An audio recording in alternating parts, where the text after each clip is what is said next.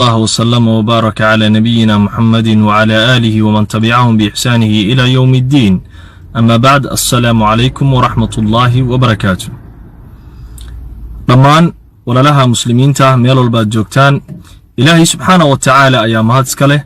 حمدي أودن الله أسقناضي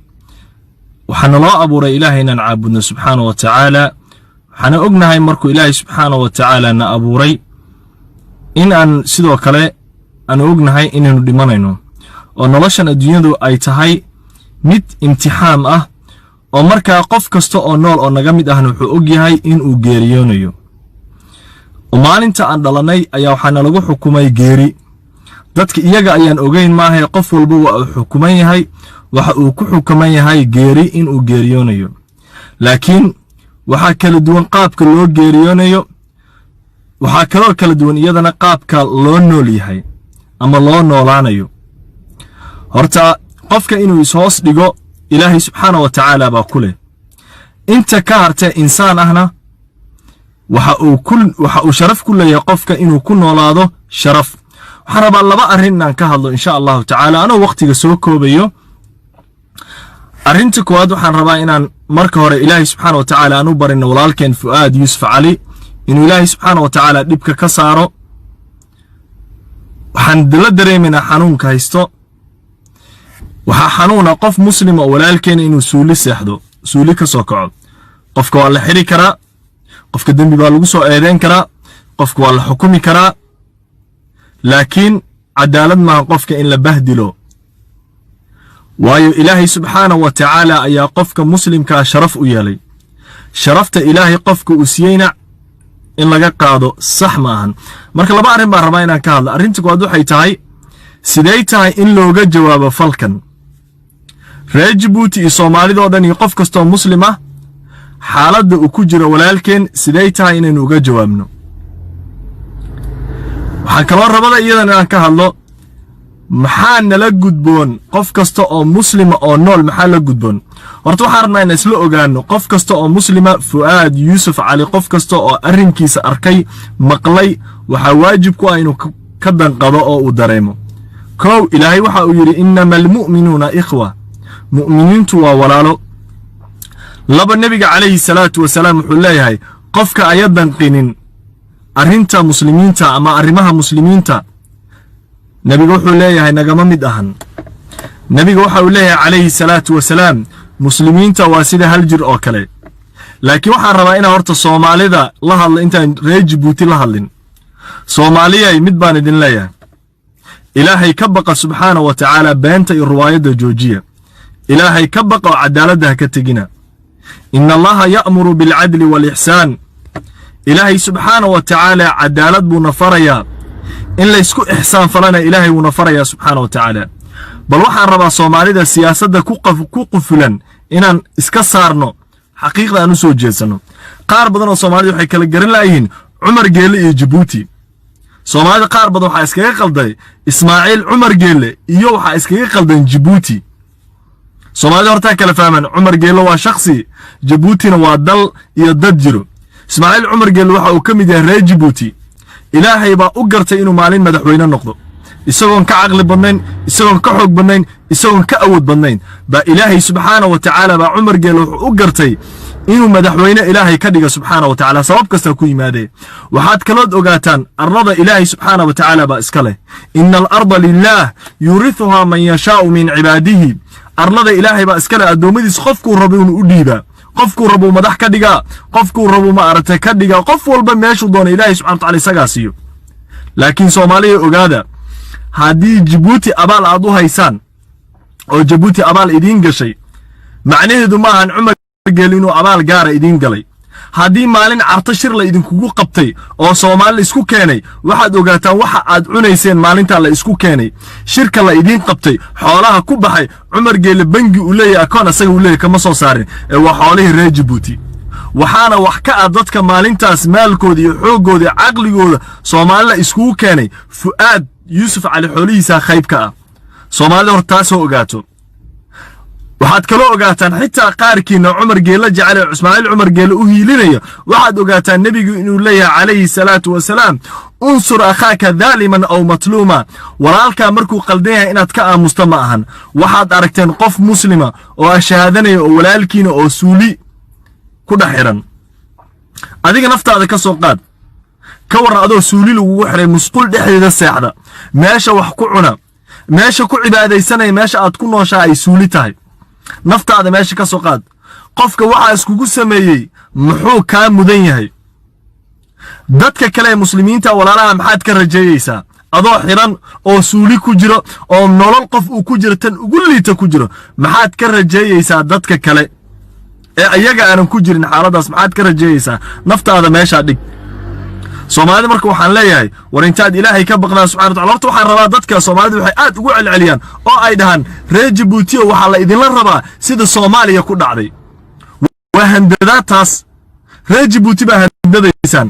dadka aqliga leh baa handadaysaan reer Djibouti dadka aqoonta leh reer Djibouti baa handadaysaan inta reer Djibouti dulman baad baa miskiinka reer Djibouti dulman baad handadaysaan marka dhacday Soomaaliya ku dhacday ayaa la idin la rabaa dawladdiina iska burburina war dawladda la burburina laguma oran Djibouti la burburina lama oran ee reer Djibouti dulmi bay ku jiraan waxa daliil waa qaybka inta ugu yara maanta arkaysa waxa qaybka xaaladda uu ku jiro Fuad haddaba waxaan ku sheegayaa Soomaaliya goorta ay burburtay ee dulmiga uu ku dhacay ma ahan 91 1991 ma ahan Soomaaliya markay burburtay Soomaaliya markay burburtay waxa ahayd markii culimada inta la dilay laga aamusay marka inta cadaalad darro dhacday laga aamusay marka inta la isdulmay laga aamusay waa maalintii dulmiga uu bilowday ee ma aha maalintii burburka uu dhacay dadku way isku qaldayaan maalinta burburka uu dhacay ee Soomaaliya inay burburto dawladnimadeedii baabado ma ahayn maalintii ee qaxa iyo dagaalka uu bileeday 1991 ma ahan Soomaaliya waxay burburtay maalinta inta cadaalad darro ay dhacday qof muslim la dulmay ee aan ka aamusnin kulli la daawaday maalinta culimada inta la baabi'iyay la aan arkaynay dad badan oo Soomaaliya arkayeen ay maqlayeen ay ka aamuseen guriyooda iska joogeen idaacadaha ay ka dhageysteen oo ay maqleen ay kala jeclaysan maalintaas bay Soomaaliya burburtay waayo waxa raali ka noqotay cadaalad darro waxa raali ka noqotay dulmi maalinta raali ka noqoto qof walba ayuu dulmigaas ku dhacaya Djibouti waxay burburaysaa marka Fuad xaaladiisa inta la arko reer Djibouti ay aamusaan maalintaas ay Djibouti burburaysaa hadda kule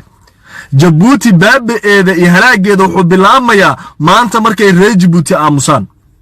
reer Djibouti markaysan ka danqan dibka loo geystay Fuad maalintaas ay Djibouti baaba'aysaa oo ay burburaysaa ma burburaysa marka reer Djibouti intay hadlaan oo ay ka dhiidiyaan waayo qof kasta oo u dhinta dulmiga loo geystay walaalkii ma dhimane Ilaahay subhanahu wa ta'ala wuxuu raali ka yahay buu sameeyay mar walbana qofku uu dhimanaya marka waxaan leeyahay qof kasta oo reer Djibouti ah iyo qof kasta oo muslima qof kasta oo Soomaaliyeed dibkaysa walaalka muslimka laga danqado wuxuu xaq u leeyahay inuu cadaalad helo wuxuu xaq u leeyahay qof walba inuu amni ku noolaado wuxuu xaq u leeyahay qof walba inuu sharaf ku noolaado waayo Ilaahay baa karaameeyay in karaamada laga qaado qof muslima la ihaaneeyo dhibaato loo geysto suuli lagu xiro war ma meel lagu xiraa la waay qofka dambi walba uu galo wuxuu xaq u leeyahay inuu cadaalad helo qofka dambi walba uu galo wuxuu xaq u leeyahay inuu cadaalad helo ma meel lagu xiraa la waay Ilaahay baan idinku dhaariyay ma meel lagu xiraa la waay suuli markuu ku xirayo markuu suuli ku xiraa adogtahay caafimaad ahaan aysan wanaagsanayn sumcad ahaan aysan wanaagsanayn bahdil inta la eg qof muslima walaalka in loo geysto oo aad dhahdo reer Djibouti dawladdiina baa Djibouti sida Soomaaliya ku dhacday idinku dhicin sida Liibiya ku dhacday idinku dhicin sida hebel wareeg waa la bedelaa qofka dadka dulmo waa la iska qabtaa qofka dadka dulmo Ismaaciil Cumar Geela dulmiga ku dhacay Fuad Yusuf Ali haduu raali ka noqday waxay reer Djibouti mudan inay iska qabtaan waayo dulmi markuu dhaco dadka bani aadamka nabiga calayhi salaatu wasalaam markuu tusaale u soo qaadanayo dadka wuxuu ku tilmaamay ilaa miidihiin yihiin sida doon laba dabaq leh saaran xadiiska nabiga calayhi salaatu wasalaam qola ay saaran tahay dabaqa qaybta sare ee doonta ay saaran tahay qolana qaybta hoose ay saaran tahay ka war haddii qaybta hoos saaran ay doonta duleeliyayaan ay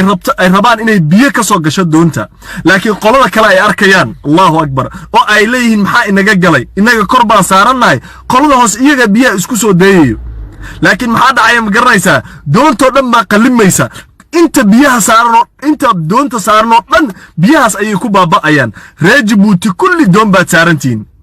kulligin hal doon baad saarantiin fu'aad aawa hadduu suuli ku seexday xalay uu suuli seexday reer Jabuuti kulligin suuli baad jiiftaan aawa reer Jabuuti kulligin والله او بالله او تالله قلبي اذا كلا هالله جبوتي انا دب لربين جبوتي بانا بربر لربين جبوتي بانا دب لربين هل مالين قفر اي جبوتي انا دبتوده والله انا ربين لكن والله انا رالي كنقونين قلبي waxa ugu yaraan sameyn karo waa ina afka ka hadla qalbigana ka danqada wallahi maalinta aan arkay walaalkay Fuad Yusuf Ali xaaladda uu ku jiro ilaa maanta qalbigii uu gubanay maalinta aan arkay walaalka dhibku uu ku sugay ilaa maanta qalbigaygu gubanay sababta ma garanaysaa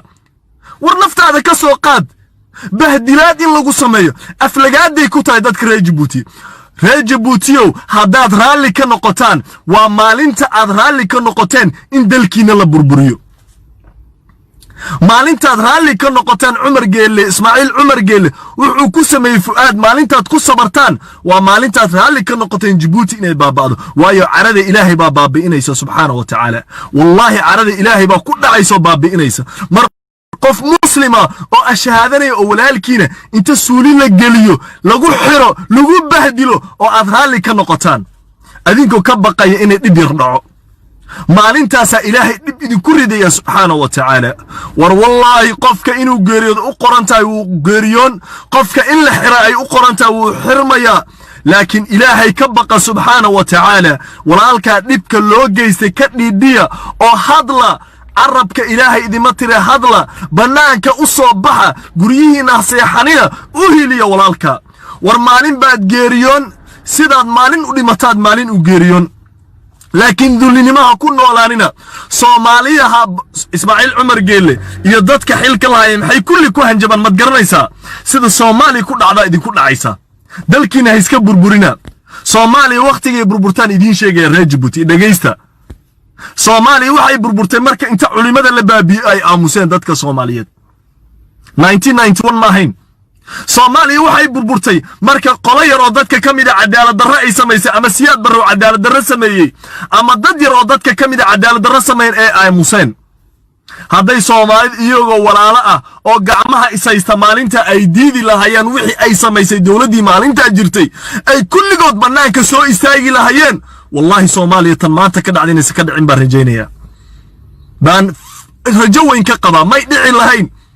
لكن رالي وريقا هل قف مالينتا إذنك آمنتان أو أتكب بخضان إلهي باد أقفتين سبحانه وتعالى هل قف ظلمي إذنكوها يا مالينتا كأبسطان أو أتنهضان ولا إذن حري ولا إذن دلي دلكا إذن كبربوري حب الدنيا قلوبتنا أي قشو جعل الدنيا أدو قبتان قلوبتنا أي قشو مالينتا سدلكين بربوري عرض إلهي ندي كل عيسى reer Jabuuti war qof muslima waxaan idin sheegay jeebkayga maahan qof muslima oo walaalkiina oo la ilaaha illa allah muhammadur rasuulullah ku ashaato baadalkiina nin muslimo walaalkiina suuli dhaxsaxiyay wallahi wax uu idin reebtay malahan maanta Umar Geelle wax uu idin reebtay mal waliga Ismaaciil Umar Geelle kama hadlin waliga arin Jabuuti kama hadlin laakiin wallahi tan wax laga aamusi kara maahan ilaahay idima ciqaabe ilaahay idima duleeyay dad buu ilaahay idin ka dhigay waxna ka aamusina Soomaaliya idinkana ilaahay ka baqa war waxa idin caawiyay hal qof ma ahanay reer Jabuuti baa idin caawiyay Soomaaliya وريج جيبوتي بقى إذن عاوية حواليه ريج جيبوتي واحد إذن كوكو قبتي حواليه ريج جيبوتي بقى شرلا إذن كوكو قبتي حواليه ريج جيبوتي بقى إذن كوكو قرقاري مسمعين عمر قال ما قناع صدا مسمعين عمر قال ما بقار جيبوتي وفرن بقى جيبوتي وعاسكالا ريج جيبوتي وطن سيغي كليجي ملهن سيغي كليجي ملهن اسماعيل عمر قال دور سنبو ريج جيبوتي دول فديي buu dulmay buu ku xadgudbay wuxuu aaminay dadka meesha joogo dhan inay baaba yihiin wuxuu aaminay inay dul yihiin wuxuu aaminay inay dad aan waxba ka jir ahayn dul iyo dad aan jirin buu ka soo وكحد قدبي وأفلقاد رجبوتيو استاجا أو استاجا وهيليا هذه ورشة انتو نهو واحد عيوا خلط فؤاد ولا واحد قدبي ظلمي أنا وان جوجينا يا سيدي واحد هاي وحوال لقب بدل يا هذا أود بالذين هذا يسوق كل إنسان أنت أسميه إذن كدور مليون إمسات سمين كرتان رجبوتي رئيس إمسات تاري كريسان ورفؤاد استاجا إلهي نمف إلهي عريدي والله حانه لما يريد والله إلهي فؤاد مموغ وحا وكسوغيه إلهي مموغ نبكى لغوها يا فؤاد يقار بدن الله ميدا ورهدي فؤاد كليجي وانتو صواح الله وإذن تسيحالد وكسوغيه إمس الرجبوتي أبا نبكو سوغان وآن أودين سيد فؤاد وكلاينا يصوح الله مركلان إدي حسوسينيا صوماليا يدل والبقى بربري ee la idinku cabsinaya ee la idin leeyahay sida Soomaaliya baad u burburaysaan walaalayaalow dalalka burburay wadamada burburay waxay burbureen markay dadkooda dulmiga raali iskaga noqdeen ka waran marka inta culimo Soomaaliyeed la soo la dilay la toogtay waxa loo toogtayna ay tahay maxaad u hadasheen loo toogtay marka inta culimo Soomaaliyeed oo muslimiina oo ashhaadanayo oo leh laa ilaaha illa allah muhammadur rasuulullah la toogtay la dilay ay dadku dhanna aamuseen maalintaas bay Soomaaliya burburtay maanta muslim walaalka ah oo reer Djibouti ah oo kugu dal ah oo kugu diina oo kugu maqaara haddaad xitaa Ismaaciil Cumar Geelle taageersan tahay ilaahay baan kugu dhaariye dulmiga ha taageerin shakhsi waad jeclaan kartaa sidoo wax u qabtaad ku qanci kartaa laakiin dulmiga ha ku qancin ilaahay idima duleeye rabbi idima duleyn reer Djibouti oo dad damiir lebaatiin dad dadnimo lebaatiin wallahi in badan baan reer Djibouti ka arkay in badan baan reer Djibouti ka aqaana in ugu filan reer Djibouti waan ka aqaana dad naxariis lebaatiin dad akhlaaq diin iyo iimaan lebaatiin laakiin dulliga ha aqbalina ilaahay idima duleeye dulliga ha aqbalina nolol dulli ah kun habeen oo aad ku noolaato nolosha ayga waxa kaaga roon hal maalinood nolosha libaaxa ku noolaato warninka muslimka ah la soo daayo warninka ninka laga qabto ilaahay ka baqa ninka labadooda kaliya ma ahan wuxuu xoog u sheeganayo xoog wuxuu ku takrifalaya awoodu ilaahay siiyay dawladnimadii ku takrifalaya war qofka hadii shakhsiyan kula dagaalo waad ka dhicin karaysaa laakiin ka waran qof awood dawladnimo kugu dagaalayo qof awood dawladnimo kugu dulminayo warninka nin isku halaynay Ismaaciil Cumar Geelle baa dulmiyay cadaalad lama saarin maxkamad lama soo istaajin dambi uu galayna lama soo bandhigin ee waxa loo dilayaa loo bahdilayaa wallahi isagoo la dilaa u dhaantay sida loo galay suuni baa la seexiyay ilaahay baa idinku dhaariyay soo bani aadan maahan war bisad baan istaahil in suuli la seexiyo bisad baan istaahil in suuli la seexiyo markaad qaarkood waxay leeyihiin dalka iska burburina war dadka idin haray maxay tahay sharafta idin hartay maxay tahay عزيجي شرفت إلهي نجمع قاده عزيجي شرفت إسكا قادنا ورعزيجي شرفت إسكا قادنا نكا إسكا قبتا والله إذيك نبو شرفت إذيك قادي رجبوتي نبو شرفتك قادي خف رجبوتي مركو شرفتك قادو والمرايكن كو حكد عي ودار كيسان هل نين أو مرايكن نبلو جيسي با مجالك كستو مرايكن كتا لجيسي حنواي إلا نينك اللي قبطول لحيرو أسكرتي دباتل أوجيستي إسكدا حتى كوي أركي بالحكومي ورسكا قبطة إلهي إذن مدو اللين إلهي عز بو إذين يالي إلهي شرف بو إذين يالي إلهي قيم بو إذين يالي إلهي مسلمين بو إذين كدقي إلهي عقلي عز بو إذين سي واحد بربري وعدالة حمو دل والبقو بربري والله عدالة حما بربرسي عدالة حما بربرسي شرف درها بربرسي ورقبر يرو ري جيبوتي او ييسو او له دلكيغا وان جعلهي لكن دولينimo war heer waxa la gaarsiiyay ay حتى دتك قرب جوجتي هل كريم وحتى قرب جوجتي كبقيس اسماعيل عمر قال سبحان الله حتى قرب وصومالي قاركود با حتى كبقيه وحتى قاركود با كبقيه والالهي كبقى سبحانه وتعالى والالهي كبقى رزقنا الهي نفتينا إلهي عند سبيك هي كبقى سبحانه وتعالى ورذلها كأمسنا ورذلها كأمسنا ورقيمها قفك مسلم كأ والله كعبده ولا بربريو وحكدبا تبضن تيسنا كقدم ببضن قف مسلم الله شرفتنا الله دلو الله ظلمه وركور المنطق حالة وكنه ليه فؤاد يوسف علي هدا تاي بير وحد لي هدا تاي والد وحد لي إلهي بان كوكو داريا عاوة ما تسيحان لهيد ويلكاغو سولي دحوردية ما تسيحان لهيد ما تهوردي لهيد إنما قمي لهيد ويلكي أطلشي أو سولي دحجيفة سولي لغو صق دحيري لغو بهدي لي ورمعيد بودي لي ما داد بو قرحيي ما تولوين بو بربريي ما أمد دنبيغي انتا لاغو نيكا جيسم حيتا دنبيغي انتا لاغو جيستي سولي لغو دحيري محيتا وكاود بدنهاي وح كلام وكاود بدنهاي دولة نمدي أنقعنت كو هيسا وح كلام ماهن دولة نمدي أنقعنت كو هيسا قفك بني آدم كا وح لغو عبيدي لغو دولمي وح حنون بدن دولة نمدي لغو حنو جيفؤاد وح لغو دولمي وأود راجبوتي وأود قفك جبوتيان كا وح لغو دولمي وقوة إلا أن أود إسماعيل عمر قال الكرسي وكفر دي جيبوتي بقى إسكالا إساقا ملهن جيبوتينا معهن قري هو يدي إلا هذا هاي ما أبي اللي هاي معهن ورنيكا إسكا قبتا هداد ربتين دلكينا إنو بدبادو هداد ربتين جيبوتي إنا يسان إذا كبر برين هداد ربطان إنا تاريخ ذا بال مقدي أذن كقلين جيبوتي وما أنت إستبا قبتا وروحاني قولا إذن كور ريسا صومرتي داد إذن كور ريا ظلمي غرها اللي كان نقضي صومالي أنا كوكا مركا علمان إنتلا الدماء إيكتان marka dad inta la eegtaan خلاص maalinta ay kacaan mad garanaysa Soomaalida dalkoodana uu burburay waa maalinta ay jabhadaha hogaamiyay markaasay la dagaalan kaligi taliski warmo waxaad rag u sugaysaa reer Djibouti inay jabhada idin hogaamiso kacdoonka wuxuu guuleysaa mira dhala markay shacabka ay hogaaminayaan laakiin markay jabhada hub wato ay hogaaminayaan markaas uu dal burburaa maalinta culimada la dilay haday Soomaalidu iska celin lahaayeen hogaankii markaa jiray dalkeena ma burburi lahayn Soomaaliya ma burburi lahayn laakiin ma garanaysa markay kaceen waa markay qabaa'ilo markay hor kaceen iyo siyaasiyiin dana wata markay hor kaceen maanta waxaad rabtaa in Djibouti jabhada idin hor kacaan ma siyaasaad rabtaan in la idin hor kaco oo jabhada idin hor kacaan oo la idin hogaamiyo miyaad rabtaan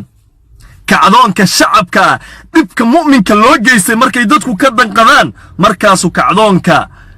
qiimo yeela intifaada qiimo leh markaas ay noqonaysaa uprising qiimo leh markaas uu noqonaya kacdoonkiina markaas uu miro dhalaya hasugina inta shakhsi dana leh uu idin hor kaco uu Djibouti isbedel ka keeno marka Djibouti nimadii iyo dalkii Djibouti ee aan jecelnahay qiimaha leh markaas uu burburaya لكن جيبوتي قارمو بدبادة ما قرنيسا يلا يدين كوغا هنجبين والله وابين يلا يدين كوغا هنجبين هدان ما انتك علان سيد صوماليا يدين كودا عيسا صوماليا وحاي بربورتي مركلا يدين كو علينا ري جيبوتيو مركا يدولمي قرهالي كنقضان سيدا ما انت فؤاد لغوها يوكالي مركا علماء انت بربورية لا ديلي ادي قودي لدادي اي صومالي دو سحرين maxay iga galaan oo amni baan haystaa ilmahaygan way inabad qabaan maalintaasay Soomaaliya burburtay may burburin maalintii 91 may burburin 91 burburkii baa ku fiday dhibaatadii baa ku fiday arada ilaahay baa ku siqday reer Djibouti maanta walaal muslima ee ashahata la ilaha illa allah muhammadur rasulullah ku ashaat ayaa suuli la sixiyay waa bahdilaad waa dhulli waa sharaf darro waa qiimo darro ورينو سن قيمة لهين شرف لهين إساقي إدادك واسي مادبا دبك مسلم كاللو جيستي ميادن كودن قنين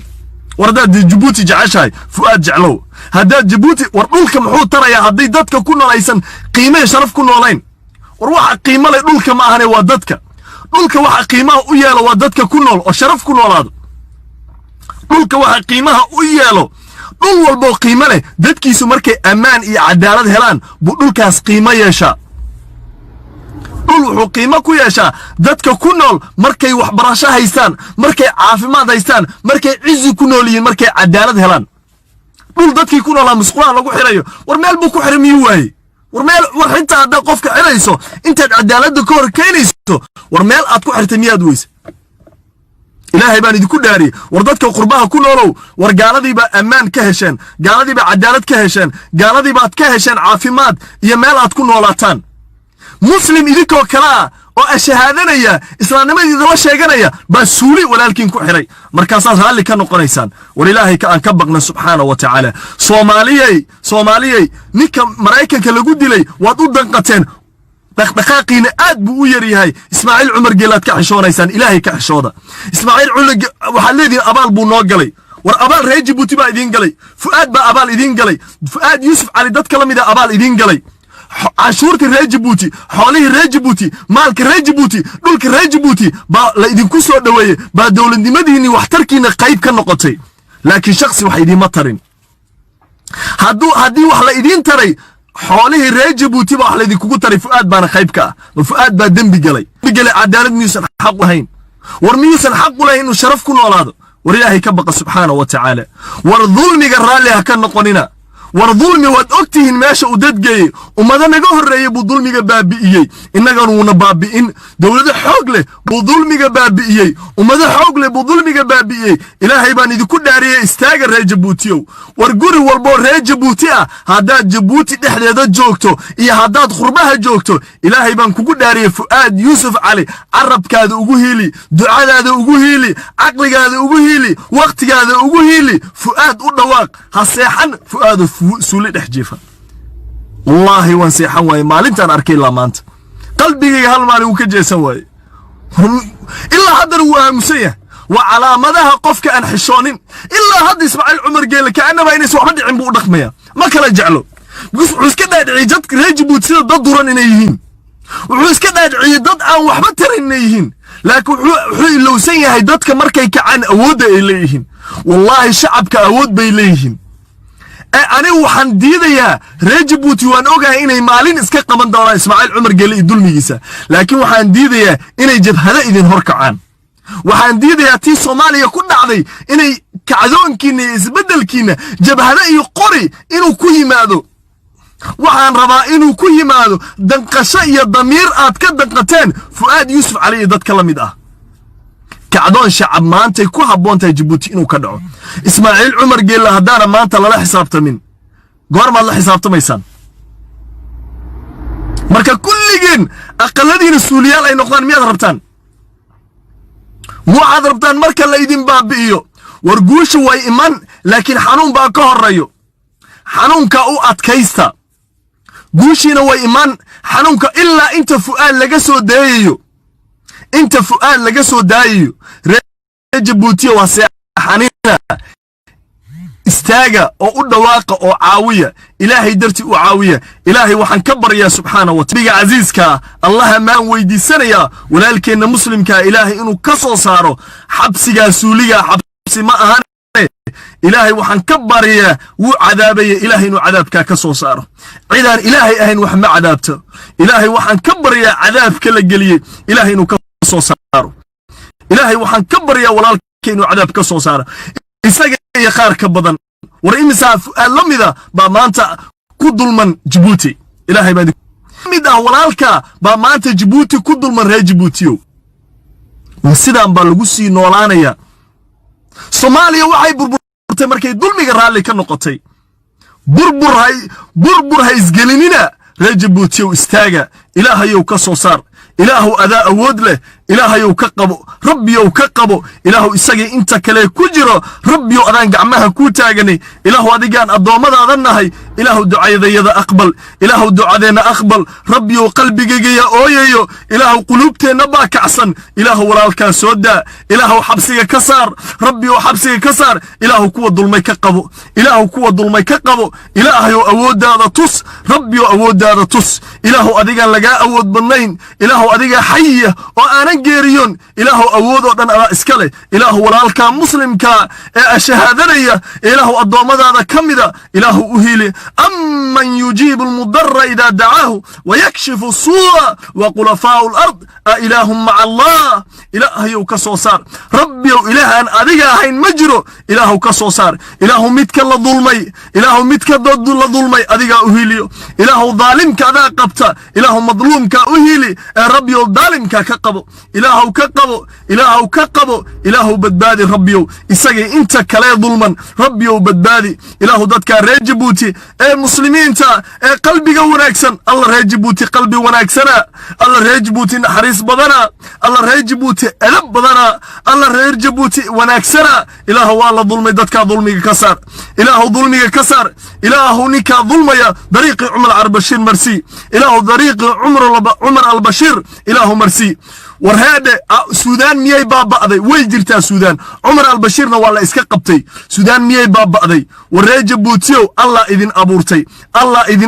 Allah idin xisaabin Allah idin kule dullina isdulaysan cid kale dullinimo idin kule maahan inaad is hoos dhigtaan ilaahay baa idin kule reer Jabuutiyow u hadla walaalka war qof muslima oo ashahaadanayo wajiga sharafta badan ee muslimka gacmaha sharafta badan xubnaha sharafta badan ee walaalka muslimka qofka raali ka noqday in suuli la geeyo dulmi weyn buu geystay reer Jabuutiyow waan idin jeclahay reer Jabuutiyow laakiin dulmiga ha jeclaanina waxaan idinku ogahay dad damiir la inaad tihiin waxaan idinku ogahay inaad tihiin dad naxariis badan wareer Jabuutiyow Soomaaliya waxay burburtay markay culimada la dilay ee ay daawadeen waxay burburtay markay jabhada hor kaceen US wax la mid 91kii ay jabhaduhu hoggaansameen laakiin aysan u danqanin culimadii war maxay u istaagi waayeen maalinta culimada la laayay laakiin qabiil bay u istaageen waxaad qabiil inaad u istaagtaan reer Jabuutiyow wahad kollay maalin buu isbedelka imaanaya laakiin si sax ah isbedelkiina ku yimaado isbedel uu iman laakiin isbedel sax ah idin yimaado reer Jabuutiyow isbedel sax ah idin yimaado war dullinimo laguma noolaado cizi baa lagu noolaadaa ilaahay subxaanahu wa ta'aala qofka isku dhiibo ilaahay qofka buu cizeeyaa qofka isku hoos dhigo ilaahay qofka buu cizeeyaa wa sharaftiina qiimihiina shakhsiyusan baabi'in dhagihiina yaa lagu shubin waxa baryahan soo noqnoqonayay reer Jabuutiyow dalkiina sida Soomaaliya leedinka yeelin annaga burburnay Soomaalida qaar annaga burburnay annaga inagu dhacday war taariikhda dib u akhri Soomaaliya goormay burburtay dal walba burburay goormuu burburay waxay burbureen markay dadku raali ka noqdeen dulliga waxay burbureen dadku markay raali ka noqdeen dulmiga markay dulmiga iskaga raali noqdeen markaasay burburaan war ilaahay baa idinku dhaariyay marka Soomaaliya dulmiga u dhacayay hadday iska qaban lahaayeen ay culimada hor istaagi lahaayeen dilkooda dulmiga ay diidi lahaayeen tamaata Soomaaliya ka dhacday may ka dhici lahayn laakiin Soomaalida maxay sameeyeen Soomaalida sidaas si ka duwan bay u dhaqmeen waxay u dhaqmo ku celcelinayaan nuqdada waa muhiim waxay u dhaqmeen si cajiiba marka ay ma aragtay intifaadadooda iyo ay hor kaceen dad jabhada ah oo siyaasad u socdo oo madax rabo qabaa'ilo markay hor kaceen markaasay dawladnimada iska burburiyeen laakiin shalay way iska burburin waayeen shalay way iska qaban waayeen shalay way iska sixi waayeen shalay way iska celin waayeen war eeg dadka qaar waxay kala garan karin shakhsi iyo dawladnimo war dawladda Jabuuti ma Ismaaciil Umar Geela war isku xishooda dawladnimada dhan Ismaaciil inta kala ma disable ba inta kala aqli ma lahan miya inta kala iskuul ma aadin miya inta kala aqli ma lahan miya inta kala cilmi ma lahan miya inta kala baaba miya Ismaaciil Umar Geela marka laga reebo war Jabuuti yaa la burburin war Jabuuti yaa la baabi'in war Jabuuti yaa loo duceeyo Jabuuti yaa la badbaadi laakiin Ismaaciil Umar Geela iska qabto warninka muslimka suuliga dhaxliga laga qabto warninka la iska caliyo warninka ummadda laga qabto eeg Jabuuti yaa la idin kala reer Jabuuti oo tafaraaruqa iska ilaaliya ilaahay wuxuu leeyahay wa'tasimu bihablillahi jamii'an wa la tafarraqu adinka tafaraaruq qabaa'ilada yaa la idin kala saarin dadka dictatorka ama kaligi taliyaha oo isticmaalo ideology-ga isticmaalo fikradda uu isticmaalo mad garanaysaa marka uu arko xukunkiisa in loo yimid ee godkiisa biyo ugu soo galeen waxa ugu dambeeyo isticmaalo ah inuu dadka qabaa'ilo u kala daadiyo si qabaa'ilada qaar ay ula saftaan isaga ka dambana inay wax jiraan ma rabo war xitaa haddaad Ismaaciil Cumar Geelle faraha ka qaadaan 100 sano soo socdo Djibouti oo wanaagsan idinkagama tagayo run baa idiin sheegaya waana dhaqanka dictatorka idinkagama tagayo Djibouti war ilaahay baa idinku dhaariya haddaan qaldanahay qabta ma waxaad rajaynaysaan Ismaaciil Cumar Geelle inuu doorasho intuu idiin qabto kaalay idin dhoo isagoo raali inuu xilka ka dago taas baad sugaysaan Ismaaciil Cumar Geelle intuu doorasho idiin qabto kaalay idin dhoo xilka waan iska dhiibay maad rajaynaysaan wallahi waad hurdaysaa haddaad taas ku riyoonaysaan waxaad rajaynaysaan ninka maanta ninka miskiinka suuliga dhex dhigay xil jacayl dartiis war xitaa xilka haay laakiin xadgudubka joojiyo fursadana dadka waxa ka siiyo intaas waa inta la weydiinayo laakiin waxaad rajay Ismaaciil Cumar Geelle inuu cadaalad falo Ismaaciil Cumar intuu doorasho idiin qabto oo idinkaga tagay Djibouti oo qayb dadka ka mid noqdo wuxuu iska dhaadhiciyay kaligiis ma waa dictator ko dhan wuxuu iska dhaadhiciyay reer Djibouti oo dhan aqli inaysan lahayn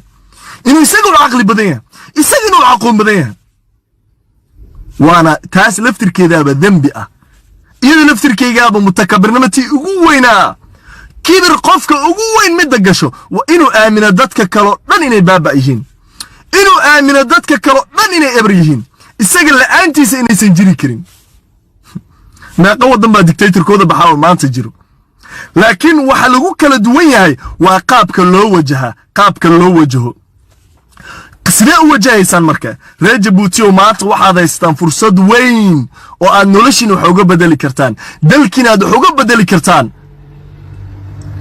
idinkana wax iskaga bedeli kartaan maxay tahay waa markaad Ismaaciil Cumar Geelle iska qabataan oo runta u sheegtaan warniya u dulli kuma noolaanayno ninkan inagu naga mid yahay walaalkeen muslima ilaahay baana walaalay kow la ilaaha illa allah muhammadur rasuulullah baana walaalay waa kow labo Djibouti nimada idin walaalaysay jiirka Soomaalinimo iyo maqaarka Soomaalinimo idin walaalaysay qof kasta oo yiraahdo Ismaaciil Cumar Geelle yaa laga hadlin ee Djibouti hal la daayo sideeda hal lagu daawado wuxuu raali ka yahay in dulli reer Djibouti ay ku noolaadaan reer Djibouti inay dulli ku noolaadaan buu raali ka yahay war ilaahay ka baqa subhanahu wa ta'ala ilaahay subhanahu wa ta'ala dadka ka qabto ilaahay subhanahu wa ta'ala ninka dadka ka qabto ilaahay ninka muslimka walaalkeena ilaahay subhanahu wa ta'ala waxaan weydiisanaynaa inuu ilaahay dhibka ka saaro wareer Djibouti hadda dalkiina jacaysiin oo aad rabtaan Djibouti inay waligeed idin jirto wallahi culimadu dhan waxay isku raaceen oo la isku waafaqsan yahay khilaafi ka jirin dawlad muslimnimo sheegto ama hogaamiye muslimnimo sheegto oo cadaalad darro ku dhaqmayo ayaa burburi og ayaa baabi og waxa jiri og waligeedna baaqi noqon og quwadna yeelan og dawlad aan muslim ahayn laakiin cadaalad dhexdeeda ahaatay Allahu akbar cadliga meesha uu gaarsiisan ilaahay agtiisa qofka salaadiisa cibaadadiisa ilaahay baa ku leh laakiin qofka waxa dadka kala dhaxaya waa macaamilkiisa iyo waa dhaqankiisa aniga waxay qusay waa sidaad ila dhaqanto iyo sidaad iigu wanaag fasho haddaad cibaado badan tahay salaad badan tahay adigay ku taala adiga ilaahay bay idin taala subhanahu wa ta'ala laakiin macaamilka waa wax qiimo badan ummadda sidaad ula macaamisho reer Djibouti waan idin jeclahay reer Djibouti waan jeclahay waa rag qiimo badan waa dumar qiimo badan waa dad damiir leh waa dad dadnimo leh waa dad naxariis leh waa dad muslimiinta jecel waa dad diinka ilaahay jecel waa dad iyaga is jecel laakiin waxa idin dul saaran musiibada maanta iska qabta maanta musiibada iska qabta ilaahay baan idinkaga baryaa subhanahu wa ta'ala cizi ilaahay baan sharaf idinkaga baryaa ilaahay baan idinkaga baryaa mugdi baad ku jirtaan ilaahay mugdiga idinka saaro ilaahay baan idinka baryaa inuu ilaahay indhihiina ku soo jeediyo xaqa ilaahay baan idinkaga baryaa inuu idin tuso awoodiina ma aragtaan wareer Djibouti awoodiina ma aragtaan ilaahay awoodiina ha idin tuso awood baad leedihiin Ismaaciil Cumar Geelle awooda haduu yeeshay oo sidaan oo dhan idinku xukumaya inta soo sano oo sida idinku xadgudbay ilaa aad ogolaateen in suuli la idin dhaxdigo idinka imsada wada leedihiin reer Djibouti oo dad isku tashtaan oo ay meel ka soo wada jeestaan waxaad aaminsantiin kulligiin inuu idin baabi'inayo adinku dhan baabaysamiyaad aaminsantiin ilaahay ha idinka qabto idinkana awoodiina allah idin tuso ilaahay fu'aad yuusuf cali dhibka allah ka saaro isagay inta kale ee dhibaatada ku sugan rabbiyow innagana carada ka dhalanaysa dhibka loo geysanay walaalka muslimka ilaahu innagana hanagu ciqaabin ilaahu kuwa u hiliye naga yeel ilaahayow dulliga ka saar ilaahu dulliga ka saar dadka muslimiinta ilaahu ninka dadka ka qabo ilaahu walaalka muslimka cadaaladda si ilaahay baan weydiisanaynaa subhanahu wa ta'ala kulligeen inuu cizi iyo sharaf nagu nooleeyo ilaahay baan weydiisanaynaa dunida islaamka oo dhan dhibta ilaahay inuu ka saaro qof kasto muslimiinta dhib ku hayo ilaahay dhibka ka saaro ilaahay meel walbo dunida muslimka kamida Soomaaliya Djibouti meel walba muslimiinta joogan ilaahu dhibka ka saar ilaahu dawladnimada xooji ilaahu dawladnimada xooji ilaahu dalkooda nabad uga yeel ilaahu dhibka ilaali ilaahu dadka dhibaatada ku sugan kuwa xanuunsan kuwa la bahdilayo ilaahu bahdilaada ka saar ilaahayow rabbiyow illinta midka la dulmay ee madluumka rabbiyow ma moogid ilaahu gargaarkaaga u soo dadaji ilaahu gargaarkaaga ma fogo rabbiyow gargaarkaaga ma fogo ilaahu gargaarkaaga u soo ilaahu gargaarkaaga waa qariib ilaahu waa u dhow yahay ilaahu gargaarkaaga u soo dadaji ilaahu walaalka dulliga ka saar ilaahu dhibka loo geysay adoonka muslimka ilaahayow jawaabtiisa tus ilaahu reer Djibouti badbaadi ilaahu dhibka ka saar ilaahay haydin barakeeyo dhammaantiin waan idin jeclahay ilaahay cisi baan idin weydin war hooy sharaftiina muujiya wanaagiina muujiya reer Djibouti oo kaca war haddaana maanta la kicin waxaad aqligiina idin tusaya Ismaaciil Cumar Geelle intuu idin soo oo idin dhaho reer Djibouti oo xilki waa kan madaxtinimadii waa tan anu waan iska tagay ilaahay taas wax kama aan agtiisa ilaahay qalbigiisa taas ku tus ilaahu qalbigiisa ku soo rag ilaahu aqligiisa uu keeni waaye ilaahu aqligiisa tus war ogaada rabbi subhanahu wa ta'ala agtiisa waxaad qiimo ku yeelanaysaan markaad idinka isku naxariisataan irhamu man fil ard yarhamukum man fis samaa war midka walaalkiina u gargaara u naxariisa dhulka ilaahay baa lagu dulmay dhulka ilaahay baa sharaftiisa wax lagu gaarsi ilmihiisa ooyayo xaaskiisa ilmaayayso inagii baa la ilmaayayno inaga la murugaysan qof kasto oo damiir leh ayaa la murugaysan rabbiyow dhibta ka saar waroy ducada u wada dadaalka u wada reer Djibouti dariiqa Djibouti meel walba ee Djibouti xaafad walba Djibouti kamida waxaan rabaa reer Djibouti inuu qofna ka seexan banaanka soo istaagtaa ilaa walaalka xabsiga laga saaro war dadku way baqayaan war xitaa qurbi joogti cabsanaysa subhanallah war xitaa qurbi joogti baa baqanaysa qurbi joogti baa xitaa baqanayso Soomaalida qaar kamid ah xitaa baqanay qaar baa business kula meelaha qaar baa ganacsi kula adduunyadoodii bay u baqayaan war ilaahay ka baqa subhanahu wa ta'ala war Ismaaciil Cumar Geelle waa qof uu tagaya laakiin Djibouti ma tagayso waa dhul dadka ku noolna waligood way isdhaxlayaan arlada waa la iska dhaxlaa qof reer Djibouti wuu dhalan wuu jiri wuu joogi ilaa saacada qiyaamaha reer Djibouti way joogayaan wayna jiri doonaan Ismaaciil Cumar Geelle duu samaanta tigin xitaa geerida wadaysa malaga wadayo geerida wadaysa malaga waday waqtigiis uu tagi ani waa tagi adigu waa tagi kulligan waa tagina laakiin cizi sharaf lagu tago inta la nool yahayna cizi sharaf lagu noolaado sharaf iyo qiimi lagu noolaado ilaahay haydin cizeeyo war hooy qiimigiina sharaftiina ku noolaada allah idin waydiin soo ducaynaya insha Allah waqtiga idinku yar waqtiga igu yar insha Allah waa idin jeclahay ilaahay dartii baan idin jeclahay Djibouti way guulaysan maalmaha soo socda haweenada soo socda guushi Djibouti baan sugaynaa insha Allah mana seexan doono mana joojin doono illa walaalka laga soo daay xabsiga dadka kala dulman Ismaaciil Cumar Geelle dadka reer Djibouti runta u sheegay kaligii maahan meel walba qof Soomaali uu ku dulman yahay kama aamusi doono insha Allah ta'ala ilaahay idin cizeeyo Allah idin badbaadiyo waan idin jeclahay kulligiina garab nagu siiya in maaragtay walaalka ay dadka kale dulman loo hiliyo arabkaad ugu hili waa hadiiska nabiga kaleey sallallahu alayhi wasallam hadaad awoodo gacantaada ugu hili hadaad hadaadan awoodin qalbiga kana war maanta waad hadli karaysaan internet baad haysataan Djibouti hadaad joogto banaanka soo istaag hal lagu xiro walaalkaas waa la xiray maxarig ba xarig ku dhaama maalin baad dhimanaysa wallahi ajir baad ka helaysaa war anaga hadda intay musiibada dhacday ee COVID-19 coronavirus intuu dhacay qaarkeen 3 bilood guriyaan iskaga jirnay waa xabsi guri baan ku jirnay ma xabsi ba xabsi dhaama banaanka inaan soo baxno waan la diin amar ilaahay baa soo degay wallahi gabar reer Djibouti baa hadlayso waxay tiri hadal aad iga cajabiyay ku hadashay waxay tiri marka walaalka uu hadlay ee usuuliga uu ku dhaxirnaa soo hadlay wixii ka dambeeyay 2 mar baa dhul gariir laga dareen bay tiri Djibouti 2 mar با جيبوتي سدا وقريرت تاس وتصالو هدان ظلمي لغا ديدين هدان ظلمي لغا جوابين هدان حق لو هيلين تاس مid ka daran ba imanaysa dawladnimaduna waxay baaba'daa ma ahan dadku markay hadlaan war eeg hadii la hadlo ee la dhaho war dadka tiida war dadka ka leexo ma dawladnimadii ba burburaysa ma burburayso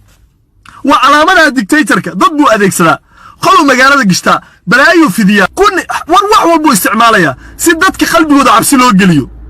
cabsi baa leedin gelin qalqal baa leedin ku beeri maxaa leedin leeyahay mataqana sida Soomaaliya idin ku dhacaysa dalalkii kala eeg war hadda waxa idin harsan maanta waxa idin harsan isha Great Djibouti maxaa idin harsay hadii midkiini in yar hadla suuli la dhax dhigayo wasaqda afka ay ka galayso oo san cibaadaysan karin ilaahay caabudi karin ilaa ninka cibaadadii buu ka hor istaagay inuu ilaahay caabudu ka hor istaagay ilaa suuliniya ilaahay lagu caabudaya masuuli baa ilaahay lagu xusaya hor istaagay war ma xishoonayo qofku cibaadada ilaahay buu ka hor istaagay wuxuu ka hor istaagay damiirkiisii buu dhulka galiyay shakhsiyadiisii buu bahdilay sharaftiisii buu meel gaarsiiyay karaamada ilaahay uu siibuu ka qaaday maxaa idin haray marka maxaa sugaysaan marka hadii inta la idin gaarsiiyay maxaa sugaysaan reer Djibouti war ilaahay subhanahu wa ta'ala haydin badbaadiyo ilaahay haydin ciseeyo ilaahay haydin karaameeyo ilaahay subhanahu wa ta'ala dhibaato culays iyo cusri oo dhan Allah idinka qaado yusri degdega Allah idin soo dadejiyo laakiin idinkana danqada oo jawaaba oo u naxariista garab u muujiya reer Djibouti ilaahay subhanahu wa ta'ala xaaladda uu idinka saari waa idinkaga horreey waad ka gudbaysaan laakiin ilaahay wuu idin eegaya subhanahu wa ta'ala ilaahay wuu idin eegaya subhanahu wa ta'ala ilaahay wuu idin eegaya rabbi waxa uu eegaya sida qaarkeen aanu jawaabayno sidaynu u hadlayno war maanta waxa lagu jiraa information age xilli wax la qarin kara maahan isaga markuu hadlay ee uu yiri walaalayaal aanu suuliga ma seexda wax la igu haystana waa maxad u hadashay maxad xaqaaga u sheegataa la igu haystaa suuliga ma la idhigay naftiisu huray naftiisu banaanka soo dhigay wuxuu diyaar u noqday wax walba inay gaaraan laakiin uu hadlo si dadka isaga ka dambeeya u noolaadaan adna hadal dadka ka dambeeyay ay u noolaadaan banaanka soo istaag sida jiilka dambe ay sharaf ugu noolaadaan cizi ugu noolaadaan banaanka soo istaag jiilka dambe sharaf ku noolaadaan war wallahi sharaf aan ku noolaano war ilaahay ka baqa subhanahu wa ta'ala war nin dalkiisa u shaqeeyay dadkiisa u shaqeeyay oo muslim oo walaalka in la bahdi la raaliha ka noqonina war ilaahay ka xishooda subhanahu wa ta'ala war rabbi ka xishooda subhanahu wa ta'ala war walaalka u istaaga dal hala burburi cidna ma oran Djibouti hala burburi cidna ma oran Ismaaciil Umar Geelle alla iska qabto hadalka waa fasiix waxaad aaminsantiin Ismaaciil Umar Geelle kaliya inuu adduunyada Djibouti maamuli karo Djibouti xukumi karo ورادو جيبوتي عطر عدالة بوتر لها باهي ما يقولي منا يا دادكو حافظها قارة داد داركت الصومالي وانتا بربرسنا حتى وسقنا ما تحتالو ولله كبقى سبحانه وتعالى انك دادك عدالة هاسيو ومدى هدايو صومالي دي الليديين واي بربوريسا سيدة جيبوتي با صومالي اذا كنا عيسا صومالي وحي بربورتي مركا علماء للدلاء دادك صومالي دي عموسين صومالي وحي بربورتي مركا صومالي دو قبيل هربودين او اي رالي نقدين 91 كي جبهدين اي هقامين 90 رالي كان نقدين لكن مركا علماء للدلاء اي عموسين ريج جيبوتي قبيل مياد بقنايسان mise islaamnimo u baqanaysaan ma Djiboutinimo u baqanaysaan qofka diirkiina leh walaalkiina muslimka diirka Soomaaliyeed leh u danqada Allah idin barakeeyo Ilaahay subhanahu wa ta'ala haydin cizeeyo Allah idin badbaadiyo Ilaahay darti baan idin jeclay Djibouti baan dib la rabin Soomaaliya baan dib la rabin ummadoo dhan baan dib la rabin laakiin sharaf inaan ku noolaano ayaan Ilaahay subhanahu wa ta'ala ka barya mar kale aan soo gali doona insha Allah ta'ala Ilaahay subhanahu wa ta'ala haydin barakeeyo mar kale iyo macluumaad badan anagoo wadno ayaan soo gali doonaa laakiin kulligeen qof walba meeshu awoodaha uga hiiliyo sidoo awoodaha ugu hiiliyo insha Allah fuad waa mid laakiin malaayiin baa xiran fuad waa mid malaayiin baa la bahdilay fuad waa mid malaayiin baa hali karin fuad waa mid malaayiin baa karaamada laga qaaday fuad waa mid malaayiin baa ooyeyso fuad waa mid malaayiin buu u hadlay fuad waa mid malaayiin buu u dhawaaqay fuad waa mid malaayiin buu matala fuad waa mid malaayiin buu u dhawaaqay codkooda ku hadlaya الله يدين عزيو بارك الله فيكم وأحسن الله إليكم والسلام عليكم ورحمة الله وبركاته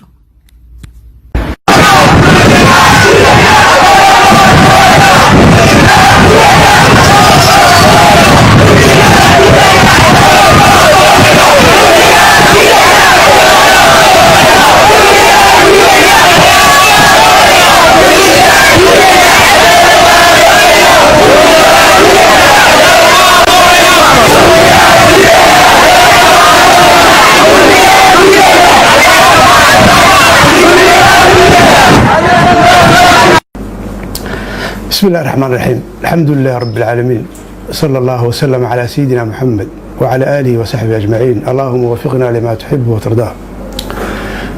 والله وما سنتين بارك الله فيكم وجزاكم الله خيرا. فيديوغي هورا runtii si fiican baad iyo daawateen, si fiican waad u qaybiseen. ilaa khayranaysiyo runtii waan ima hadaqaya meel kasta joogtiima waxaan ahay dad jecel oo isku xidhan. maanta duhurkii markaan ka soo baxay salaadii duhur xaafadda nimid, waxaan ugu yimid laba askari oo laakiin dhar siviila caadi sita. waxay igu yidhaahdeen cabdilaahi cabdi baa kuu baahan, gaarigaaga iska soo kaxayso mana raaci kartaa. cabdilaahi cabdi markaa waa agaasimaha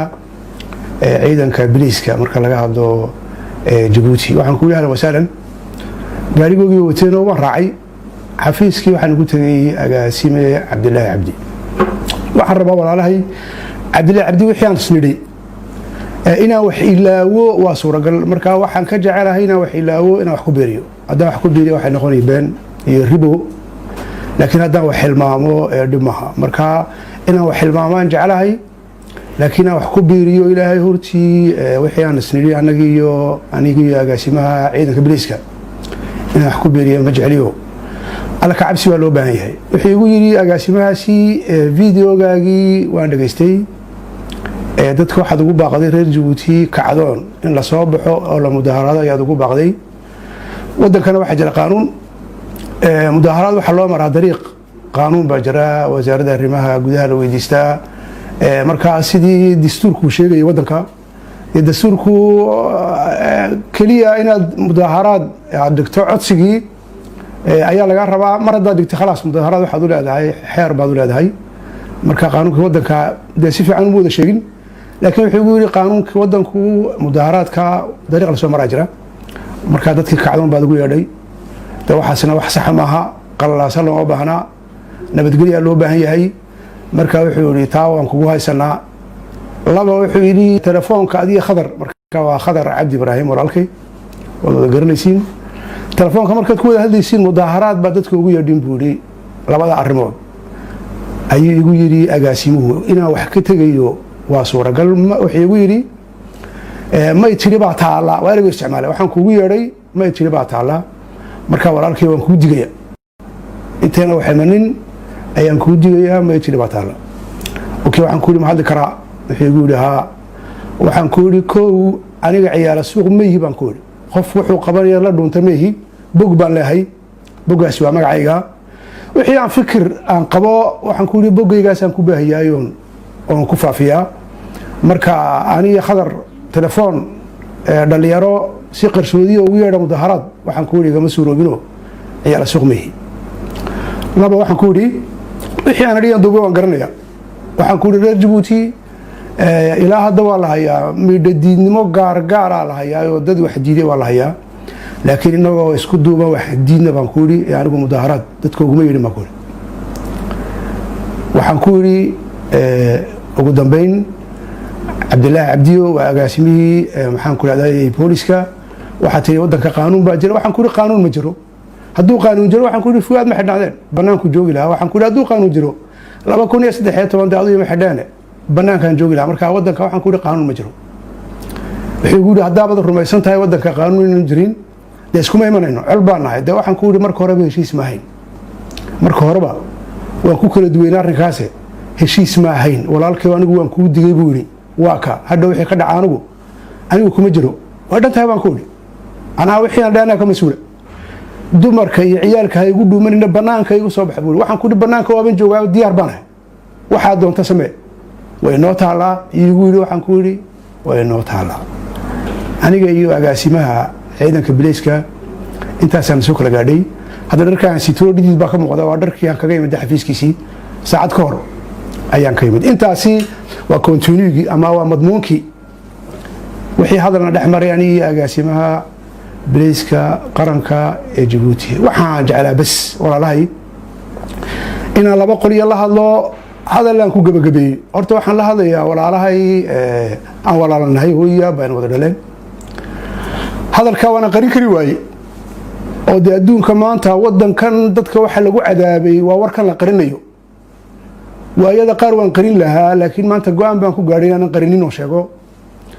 marka hadalka aan sheegay waxaan ka baqayaa walaalahay oo hablo badan oo ila dhashay inuu dhibo marka walaalahay baan la hadlayaa waxaan idinku leeyahay qofku de adduunka go'aan buu leeyahay dadka qaar baa iska khamriga iska cabo waa go'aan dadka qaar baa suuqan ku jira waa go'aan adduunka chacun fait son choix marka walaalahay intaas oo goor wada fadhiisanay waxaan idinku yiri waa go'aan hooyaday oo nool ana xiran bay dhimatay Allah u naxariisto ayaa hooyo dhageysan maysidee ma qalbeygu oran jirto waxaan ku oran jiray hooyo waan ku dhageysan laakiin ku maqli maayo hooyaday hadalladii isku ka dambeeyay hadalladaas ahayd intii dambe de wax garadkii baaba ka tago anoo jeelka ku jira ayay go'day inaan xiranahay in kale hooyadii warkamayn marka waxaan ku leeyahay walaalahay de hooyaba waan ka diiday hooyaday macaanba waan ka diiday marka hadda videoga markay maqlaan walaalahay ila soo hadla waa walaal isma kala goyn karo laakiin la soo hadlo ii duceeyo Allah ku garab galay igu amaana wax fiican baad haysaa damiir iyo dadnimo loo baahan yahay walaalkii halka kaga mees inta igu la soo hadla laakiin walaalahay oo hiniyo waxa iska daa waxaan deerin hooyaday macaan baan ka yeeli waayay waa qaab loo noolaado waa doorasho waa qanaaco waxa soo dhintaas magac baa loo bixin karaa marka hablaha walaalahay oo jecelahay aan aad u jecelahay walaalahay salaam barkada walaalkay oo kale jooga waxaan leeyahay ila soo hadla telefoonkaygu wuu furan yahay laakiin ila soo hadla Allah ku garab galo ilaahay khayrka ku waafajiyo ilaahay bana wax dilay insaan ma dilo naftu waxa iska soconay xilligii ay baxaysay ilaahay oo qoray baxaysa hadda cid dilaysaana ma jirto meeshan dilma ma jiree waxa la isku hayaa sidaan asaxaya sidaan khalad cid dilaysaa ma jirtee gabdhaha walaalahay san ku leeyahay laba waxa la hadlayaa bahweynta dadkan qaraabana la hadlayaa waxaan qaraabo ku nahay mabda waxaan rumaysanahay yaa walaalahay inaan karaamadina dhowro xorriyada madax banaani sharaf waxa soo dhan lacag iyo adduunyo ka qiimo badan yahay lacag iyo adduunyo wax ka qiimo badan inaad xor noqoto karaamo noqoto waana wax la isku hayaa maanta waxa fuwaad loo haystay fuwaad gabadh ugu jiro maxaad u hadashaa adigoo madax banaan oo xor maxaad u hadashay oo wuxuu fuwaad saacada ku xidhay waxa qof kasto geesiya taariikhda caalamka lagu dilay maxaad xor noqotay marka dadka walaalahayeen xornimada walaal ku nahay baan la hadlay adduunka meesha doonaan baa ka joogan afkayga hadii fahmayaan iyo hadii loo macneeyaba si gaar ah reer Djibouti wala hadlaya Soomaali Anfar iyo Arab walaalahayga Anfarta la hadlaya walaal baan nahay isku wadan baan nahay isku taariikh baan nahay isku qadiya nahay waxa wada doonaynaa xornimo iyo gobonimo iyo sharaf baan doonaynaa walaalahay baan la hadlaya waxaan leeyahay meesha baqa ma yaalo yaan la isbajinin af Soomaaliya la isbajinin nimankan dadka waxay u gumaystaan qofka lugaha la qabanaya ama hooyo qofkii lugaha qabanaysa ama aabba lugaha qabanaya ama ooridiis baa lugaha qabanaysa ama oorida ninkeedii baa lugaha qabanaya ama asxaabtii mabriska lugaha qabanaya miidhadan iyo gumaysiga dadka waxa u jilciyay qofkii lugaha la qabanaya yaan lugaha isqaban lugaha yaan isqaban walaalahay la dhashay saasan ku lahay walaalahayga aan xornimadii iyo gobonimada wadaagnana en كوجيرنو la marche vers la liberté la grande marche vers la liberté المشي الى الحريه socodka geediga aan ku jirno xornimada walaalahan ku walaalnahay yaan la isbajinin yaan la iska cabsinin hala ila soo hadlo telefoonkaygu furan yahay laakiin hala ila soo hadlo ilaahay khayr haydin siiyo Allah haydin garab galo hala iskula soo hadle in la isbajiyo yaan la iskula soo hadin ugu dambeyn waxaan leeyahay hadalkayga waxa ku dhameystiri laba arimood fuwaada la sidaayo ما جوية يؤوت يقبض يمعني قوان نقانا waxay ka dhigantay walaalkaasi jirkiisu waxay nabarami dhaliyeen waa juwa iyo juwiye yuut iyo gabadh qofkii soo maray yaqaana wadanku cadaab waxa markaas ilduus iyo xabad maruuxada inankaas meesha halis buu jiraa waxaan leeyahay nimanka fuwaad u xiran yahay fuwaad la sidaayo konsey waan fadhiisanay 18 juwan laba dhakhtar ma bixin laba expert waxaan ku nidhi noo keena go'aan fuaad miyuu baahan yahay dhakhtar la jiifiyo in kale ilaa 18 juwan marka waxa ka dhigantay fuaad ugu yaraan ilaa 18 juwan maanta waa 10 casho kala hadhay fuaad jeelku ku sii jiri mar waxad kaliya juwan juwiye ut fuaad hal sidaayo fuaad hal sidaayo ugu dambeyn waxaan leeyahay walaalahayo waxaan u dagaalamaynaynaa waa dadnimo waa sharaf hadda dadka la erinayo qof mushaar ma qaato qof ma shaqeeyo qof dawlad wax kama qaato dadkaas waa bilaa mushaar ilaahay wax siyo ilaahay baa arsaqa maxaa la isku haystaa waxa la isku haystaa le capital l'essentiel qof ha noqonin baa la isku haystaa dad ha noqon qof waxa naca ha noqon hadda ninkaasi biirooga wuxuu igu yeeray sidan yeel hayeenaan ku dhaado igu yeeray de khizir doofaar ma waxa la isku haystaa doofaar iyo khizir noqo iyo doofaar iyo khinzir ma noqonayo ayaa la isku haystaa waxaan la hadlayaa walaalahayga videogaasi uu gaadhayo waa inaan go'aan ku gaadhno inaan doofaar iyo khizir noqone waa inaan go'aan ku gaadhno inaan noqono bashar ilaahay u abuuray ولقد كرمنا بني آدم جزاكم الله خيرا بارك الله فيكم السلام عليكم ورحمة الله تلفزيونka iyo dhammaan dadweynaha Soomaaliyeed meel kasta dunida naga dhageysanayaan aad bay u mahadsan yihiin walaal waxa weeye aniga oo kala soo hadlaya xafiiskayga Horizon la yiraahdo ku yaala magaalada Ottawa waxaan ku leeyahay ma hadda kadib aad baan ugu faraxsanahay inaan idaacadan aadka ugu muhiimka ah aan ka hadlo amba telefishinkan aadka ugu muhiimka ummadda Soomaaliyeed waxa weeye walaal marka hore waxaan jeclahay inaan tilmaamo Djibouti waa dal yar oo ku yaala sidaad garanaysid bariga Afrika amba geeska Afrika waa dad yar oo aad u tiro yar oo aan gaarin 1 milyan waxa laga yaabaa bulshooyinka magaalada Hargeysa degan inay ka badan tahay dhammaan jamhuuriyadda Djibouti waxa degan oo dhan arinta saddexaad waa dal dhaqaalihiisu oo aad u hooseeyo laakiin xoolo aad u fara badan oo dalka soo galay inta marka laga bilaabo 2001 ilaa iyo maanta arinta afaraad waa dal dadka degani ay yihiin dad nabadda jecel deganaanshaha jecel dad mucaaradnimadooduna si ilbaxnimo u socoto gacan ka hadal aan lahayn weeyaan marka intaas kadib marka aan tilmaamo waxa aan nidaamkan dalka Djibouti maamula aan ku diidanahay oon u sheegnay annaka iyo aqoonyahan iyo culimo fara badan 2001 waxaan u qornay 2001 baan u jeedaa waxaan u qornay waraaqad barisaalad baan u dirnay aan ku saxeexnay 8 nin waxaan ku dhahnay 4 arrimood oo wadanka gudihiisa iyo 3 arrimood oo dibadda ah inuu qabto isaga oo iska ilaalinaya in dalkan uu tago meel aan jeclayn oo ah isku dhac shacbi inuu la dhicin annagu maan akhrinayn daqiiqada iyo maaragtay ayaamahaas waxaan akhrinaynay sida ay wax u socdaan mustaqbalka inay iman doonto isku dhac maadaama aan aqoonyahan iyo culimo nahay waxaan akhrinaynay waxa loo yaqaan shariicada fiqhul ma'aalaat arrimuhu halkii ku gabagabeysanayaan amba cilmiga maaragtay istiraatiijiyada la yiraahdo arrimuhu halkay aadayaan beritoole taas baan ka digaynay ونو سو جوابي مدحوينه وحو نو سو قري وراقدي aan qornay mid la mid ah waxaan jawaab ay ku jirto jawaabdaas oo ahayd waxa ku mooshidin meel kale oo lahayn Djibouti marka anagu waxaan ku diidanahay oo tilmaamnay waxa weeyaan ilaa maanta aan diidanahay waa arrimaha soo socda waa kow in laba shay ay isku tageen oo aan in la kala qaadaa labada shay waxa weeye waa maamulka iyo xoolaha in lagu xireeyay guri quraatay xoolihii dalku lahaa iyo maamulkii dalku lahaa baarlamanku waa shakli waa suurad waa taswiir maxaan ku dhahdaa maxkamaddu waa taswiir waxa dhan waxa laga maamulaa hal guri xoolaha dalka gaar ahaan xoolaha ka yimaada ciidamadan adduunyada laga soo ururiyay dalka lagu soo ururiyay oo niyadna ra'yi siyaasadeed ka leenahay in ay xoolaha oo dhanna uu isagu hayo oo aynan arag sida uu sheegay wasiir dawladda maaragtay ka tagay 2016 waxa uu yiri dhammaan lacagtaasi hatta kullerkeega midabkeega lama arko waxay tagtaa guriga madaxweynaha marka taas waa ta ugu horeysay diidanahay waa waxa loo yaqaan isku keenka xoolaha iyo maamulka arinta labaad in diidanahay waxa weeye maamul urursan oo ku urursan xaas ku urursan family ku urursan maaha reer qabiil maaha reer soke iyo ku urursan tahay taana waan diidanahay arinta saddexaad in diidanahay waxa weeye caburaad lagu hayo aqoonyahanka culumada dadka maanka furan xuquuqul insaanka u dirarka gobonimada ahzaabta xorta wadanka waxba kama jiraan amba ani ila jir amba makaankaagu waa meel kale arintaasina waa ka horjeednaa waxaan kaloo ka horjeednaa warbaahin la'aan dalka ka maqan oo hal television baa jira hal raadiyo baa jira hal journal baa dalka inta le ka soo baxa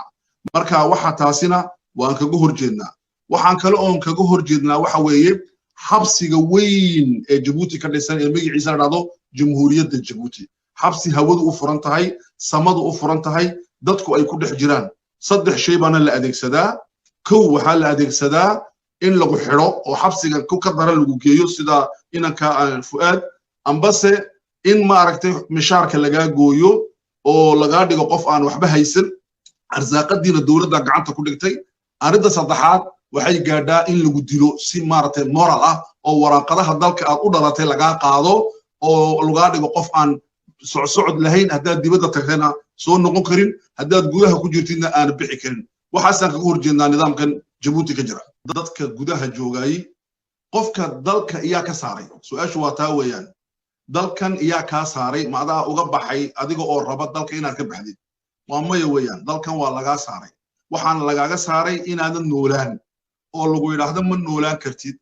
aniga waxaa dhacday 2005 iyo maaragtay 5tii khudbad aan masaajidka xamuudiga ka akhriyay baa laygaga joojiyey khudbaddii labo waxaa layga eriyey shaqadii aan joogay oo ahayd wasaaradda awqaafta saddex waxaa la keenay kadib 4 sano mishaarkaygii in layga gooyo xaaskayga laga gooyo shaqadii laga eriye xaaskayga markaas waxa weeye waxaas oo dhan waxaa loo samaynayaa inaad qaadid tallaabadan ay dowladdu ay rabto marka anigu ciyaalkayga jaamicadaan la doontay oon geeyey waxaan ku talagalay in aan noqdo baasaboorkaygii baa layga qaaday oo ilaa iyo iminka ku xaniban safaaradda aanu ku leenahay Washington ninka daahir axmed faaraxda oo xisbiga MRD xakuma oo halgamaa weyna ah waxa weeyaan sidaasi ka daray baa loo galay kadibna markuu dalku soo laamay xabsi baa suga marka waxa weeyaan taasi waa midda koobaad dad ma jiro dalkiisa iyo dhulkiisa uga tagaya isagoo jecel maanta adduunka waxaan ugu jecelahay inaan ku noolaado Djibouti anoo gaajoonaya laakiin xora markaasi dalkaygana saacad kasti oon ii ogolaato inaan ku noqon karo waan noqonaya taasi waa midda koobaad weeye ubadka aan dhalay inankaygu shalay toolu hadlayay wuxuu diyaar u yahay inuu ka dhaadhaco Djibouti uu dalkiisa tago uu ka halgamo waxa weeyaan taasi waa midda koobaad weeye midda labaad ee sheegayna waxa weeye oo muhiimka ah annaku ma rabno in dalkan uu galo dagaal eeg dadka Soomaalidu waxay nagu hadidaan Soomaaliya burburtay Soomaaliya oo kale ha noqonina taasi waa hadidaad weeye adduunka waxaa jira dhakaa jirta maskax baa jirta annaku ma rabno Djibouti in ay wax noqoto alxamdulillahi rabbil aalamiin nahmaduhu wa nasta'inuhu na'uudu billahi min shururi anfusina wa min sayyiati a'malina إنه من يهدي الله فلا مضل له ومن يضلل فلا هادي له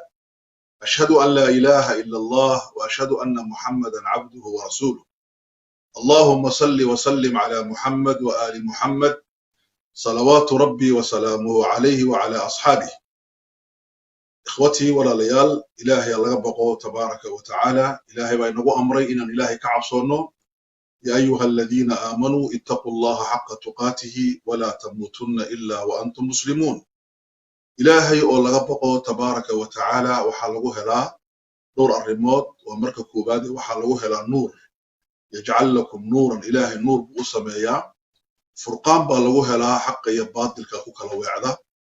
إلهي وحلقوه لا ضمان السرانس بالغوه لا أشرانش وحلقوه لا معيشة دادو إلهي ضمان قاضاء ومن يتق الله يجعل له مخرجا ميل كابحي إلهي كسيا وحنا كارزاقا ميلات كفلين إلهي تبارك وتعالى marka ilaahay in laga baqo waa wax wanaagsan nabiguna wuxuu yiri calayhi salaatu wasalaam meel kastoo joogtaan ilaahayna ka baqa tabaaraka wa tacaala oo ilaahay jeclaada oo ilaahay ka cabsada oo ilaahay isku dhiiba subhanahu wa tacaala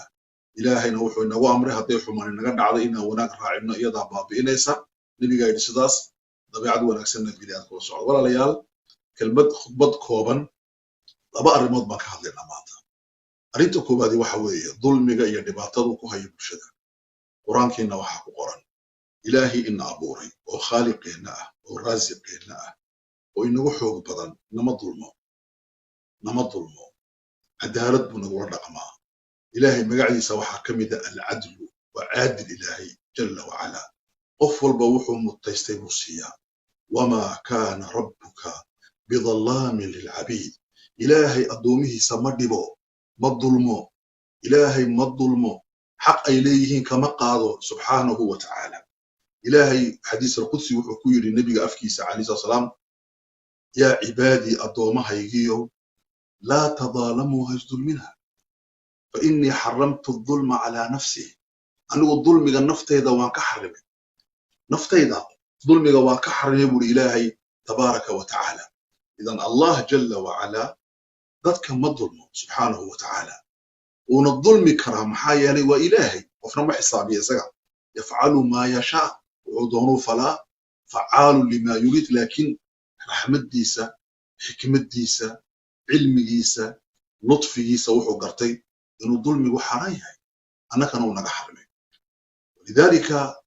قرآنك وحا قرآن إلهي تبارك وتعالى مقالوين ووين بابية سيفيليزاسيون دنبال بابية محلو بابية إلهي وحوري وما كان ربك ليهلك القرى بظلم وأهلها مصلحون. إلهي وحوري إلهي مهلاغو هي جدها هي مقالوينك هي ديغاندا ظلمكم مهلاغا ضدكيو وناكسن ومصلحين. كلمة مصلحين وحي كدغان تahay inaad adiguna wanaagsanaatid dadkana aad wanaajisad weeyaan inaad adigu xaq ku dhaqantid dadkana aad xaq u sheegtid weeyaan. xaq laba ma kala noqdo. xaq reer Falastiin leeyihiin oo reer Djibouti ay lahayn, xaq reer Hargeysa leeyihiin oo reer Xamar ay lahayn, xaq reer Canada ay leeyihiin oo reer Mareykan ay lahayn ma jiro. xuquuqdu waa isku mid weeyaan. ولذلك أيها الإخوة ظلمك عاقبتيسو waa wakhima argagax bay keentaa. dadku imika markay wax dulmayaan ma ooyaan laakiin markuu ilaahay qabtay ooyaan. inna batsha rabbika shadiid. sidaa daraaddeed walaalayaal arrinta anagoo ka dhaqaaqayna waxaan aad uga xunnahay aad uga argagaxsanahay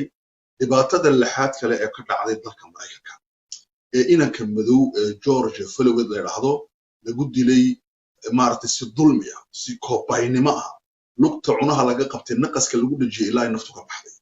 dulmigaas waan ka horjeednaa. waxaan u sheegaynaa ummadda islaamka ah ee degan magaaladan Ottawa in maanta markay saacadu tahay 3 dadku ay u soo baxayaan safaaradda Mareykanka hortooda iyagoo cabiraya in ay ka horjeedaan dilka la dilay. lama rabo in wax la baabiyo, in wax la boobo, in dhul la dumiyo. Canada waa wadan qurux badan in la kharabiyo lama ogolo. arrintaasi way reeban tahay. taa waa inaan garanno. laakiin waa inaad xaqaaga cabirtid. meerkii magaalada xukumayay baa ka soo qayb galaya,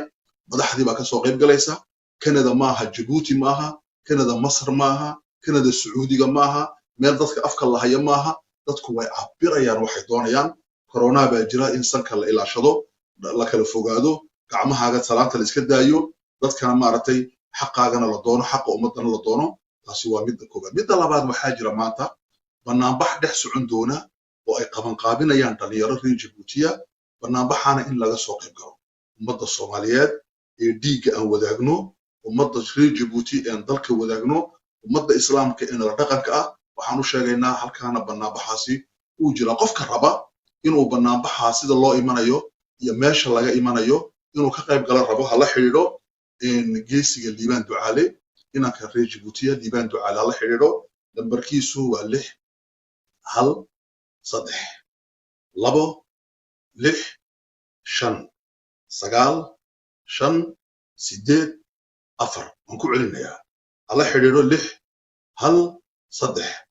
2 6 5 9 5 8 4. lambarka hala xiriiro waa Liibaan Ducaale insha Allahu tacaala. intaas kadib walaalayaal ظلمه وحي بابيي فرعون. إلهي القرآن كيسو كشاي تبارك وتعالى وحاو كشاي سورة الفجر. إلهي وحوري وحالقو بابيي وحي هيد لا يدقى قوقي. إلهي وحو شاي ريعد بابيي. فأما عاد فاستكبروا في الأرض بغير الحق ويقوقي الحوق بدن بيلهاين ريس مدبا لبابيي. وحال بابيي رومانكي وحال بابيي جريكي وحال بابيي دولدي ميدو سوفيتي وحال بابيي دولدي عباسيتي marka dulmi samaysay amawiyada islaamka dulmi samaysay dowladii cusmaaniyadu marka dulmi samaysay kullu hadhihi الدول ilahi wa baabiye tabaaraka wa taala. dulmi wa baabiye Liibiya, dulmi wa baabiye Masar, dulmi wa baabiye Yaman, dulmi wa baabiye doona Sacuudiga, dulmi wa baabiye Soomaaliya, dulmi ayaa Djibouti baabiinaya hadii la gaari waayo. walidaalika waxaan leenahay dulmiga rasuulku wuxuu yiri waa dhulumaat waa mugdiyo yawm al-qiyaamah maalinta qiyaamaha. markaasi waxaan u jeednaa in dulmiga laga hortago. qofka dulmiga gacmaha ka laabta waxa weeyaan waliba yiraahda war maxay culimadu dulmiga uga hadlayaan khudbadda jimcaha waxaa loogu talagalay in dulmiga laga hadlo in lagu difaaco xuquuqda bini aadanka ilaahay xaqiisa in lagu difaaco xaqa bulshada in lagu difaaco xaqa fuqarada in lagu difaaco annagu waxaan nahay ducaatun ila allah ilaahay diintiisaan u taagannahay xaqaan u dagaalamaynaa inta aan nool lahay aquulu qawli hada fastaghfirullah li wa lakum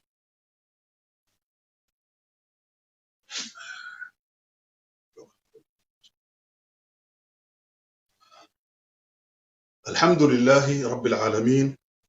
الرحمن الرحيم مالك يوم الدين ثم الصلاة والسلام على حبيبه محمد وعلى آله وصحبه أجمعين أما بعد إخواني في الله أوصيكم ونفسي بتقوى الله تبارك وتعالى أيها الإخوة هنالك شعوب تظلم في مصر وشعوب تظلم في سوريا وشعوب تظلم في ليبيا وشعوب تظلم في السعودية وشعوب تظلم في الولايات المتحدة وشعوب تظلم في جيبوتي هذه الأيام هناك شخص عظيم اسمه فؤاد موجود في سجن قبوط يعيش في شدة وحياة صعبة جدا وهو يعاني الأمرين الموت يواجه الموت وقد صور نفسه كيف يعيش في حمام يصلي فيه في حمام يأكل فيه الطعام في حمام كله 2 في 2 هذا الظلم موجود في بلد اسمه جيبوتي البلد الذي خرجنا نحن منه هذا البلد الذي أصبح القرية الظالم أهلها يحكمها دكتاتور ظالم لا دين له لا إيمان له لا أخلاق له إنه يقتل الناس بصمت يفعل ما لم يفعله أي طاغية في الدنيا كلها هذا الرجل يجب أن يواجه شعب اليوم خرجت جيبوتي عن بكرة أبيها من علي صبيح ومن دخل ومن بلبلة ومن كل مكان ولكن الشرطة واجهته بالرصاص الحي فهناك أناس كثيرون أصيبوا ولم نعلم حتى الآن من مات منهم ولا ليال غالدي جيبوتي ويسرك علي صبيح والله بحي مركز والله كعيا حقوقي ودقالميان لكن أسكرت رصاص بكلوري مادين ما تكندا بنبحة كدعيا كدعي موريال ما توتاوا كدعيا مقالة كاسي كسور دعي dadka lagu balay lamana laynayo corona way iska ilaalinayaan waxaan markaas insha Allah taala leenahay maanta waa la baxaya halkan waa loo gurmanayaa George Floyd inankii raaya Mareykanka 40 jirka ahaa ee la dilay ee umrigiisa soo dhex socda cunaha laga joogsaday ee lagu dilay dulmi iyo duqyaan waxa la isgarab taagayaa Fuad oo inankii Niya Fuad Yusuf Ali oo isagana lagu dilay dulmi iyo duqyaan lagu haysto وnin nool oo dhinsan isagana waa la isgarab taagayaa ninkii damiir low ninkii aqli low ninkii raganimo low gabadhii dulmi diiday banaankaas ku soo baxay naas safaarada Mareykanka horteeda saddexda waqti dhow insha Allah Allahumma salli ala Muhammad wa ali Muhammad kama sallaita ala Ibrahim wa ali Ibrahim Allahumma barik ala Muhammad wa ali Muhammad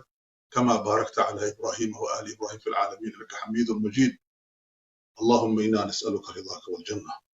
اللهم إنا نعوذ بك من سخطك والنار اللهم حبب إلينا الإيمان وزينه في قلوبنا اللهم كره إلينا الكفر والفسوق والعصيان اللهم اجعلنا من الراشدين إلهنا خالقنا رازقنا إلهنا خالقنا رازقنا اللهم عليك بالظالمين اللهم عليك بالظالمين اللهم عليك بالظالمين اللهم أرنا فيهم في السيسي وأرنا فيهم في بشار الأسد وأرنا فيهم في حفتر وأرنا فيهم في إسماعيل عمر جيل وأرنا فيهم أياما سوداء كأيام فرعون وهامان ونمرود إله نقدر ظلمك إله نقدر ظلمك إله وانكبرنا نقدر ظلمك إله عدو إسلام كلينا يا مسلمين تلينا يا ضدك جاجيسا لينا يا إله وذاك إتال بدن إله كاتكم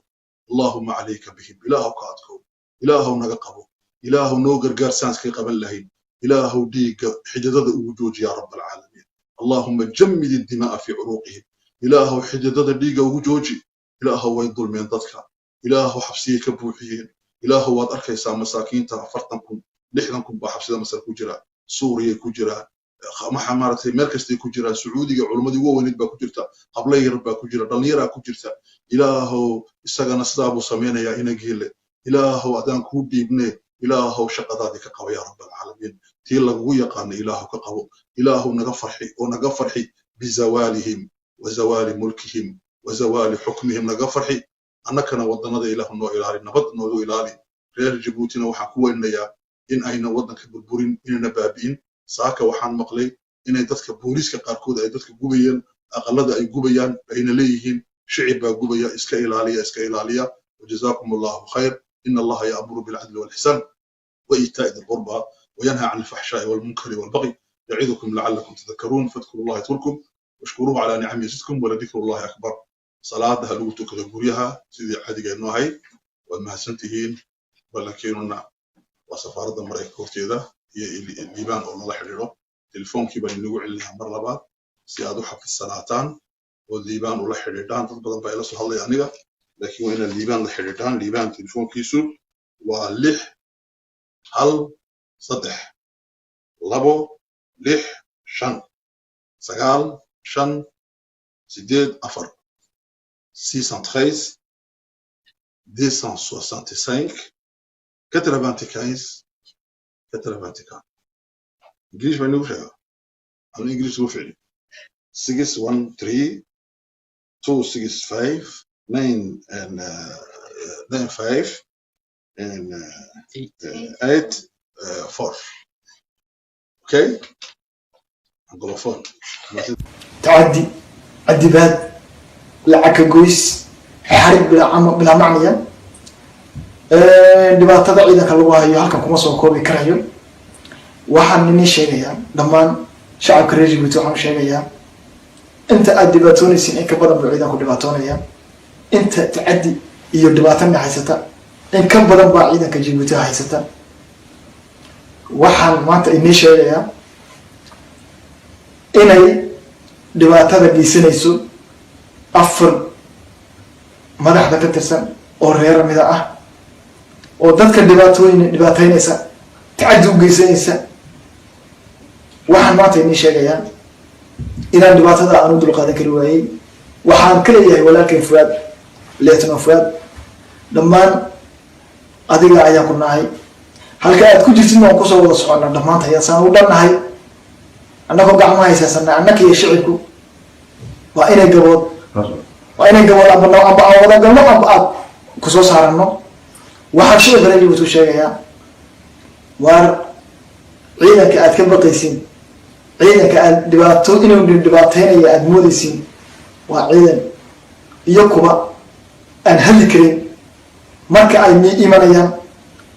kama ah inayna dhibaateeyaan kaliya waajib bay gudanayaan oo taga ayaa laga yidhi waxba kama jiraan ha ka cabsoonina waxaan leeyahay ummadda shicibka reer Djibouti waxaan ka leeyahay waa maalinkii la sugayay inaad soo baxdaan inaad isku soo baxdaan inaad ka hadashaan inaad madaragtaan ay codkiina dhiibataan waxba inaguma hadhin guryaha waad arkaysaan maanta waxa waddankeena ka dhacaya waad arkaysaan maanta waddankeenu waxa uu maaragtaan uu ku tallaabsaday waad arkaysaan maanta waddankeena waxaa ka jira marka waxaan inii sheegayaa c'est le moment ou jamais shalay waxay ahayd daraad waxay ahayd arxiba shalay waxay ahayd buldhuqo maanta waad arkaysiin berri tolana de haddaan ku sugnaba haddaan berri ku sugno hana la dhibaateeyo annakaa iskugu wacan waxaan inii sheegayaa maanta laga bilaabo inaan ciidanka ka mid ahayn oon halkaa aan ku dhigayo dirayska inta aan dhibaatoonayno inta aan murugaysannahay inta aan tacaddi aan qabno waxaan sheegayaa inaan ciidanka ka mid ahayn waxaan inii sheegayaa ummadda reer Djibouti dhammaantiin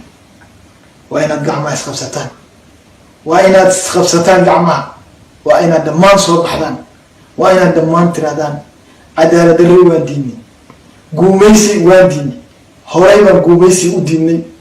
waa maanta oo la doonayo inaana nama qoonino laakiin nama maqoonin karayo waxaan inii sheegayaa inaan maanta halka hortiina ku tirin doono darayska oon ciidanka hortiina aan kaga tegi doono وإلى سعودة.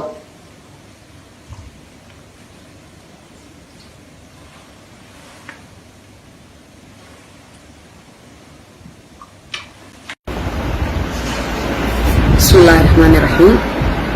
السلام عليكم ورحمة الله وبركاته. دمان مدر جبتي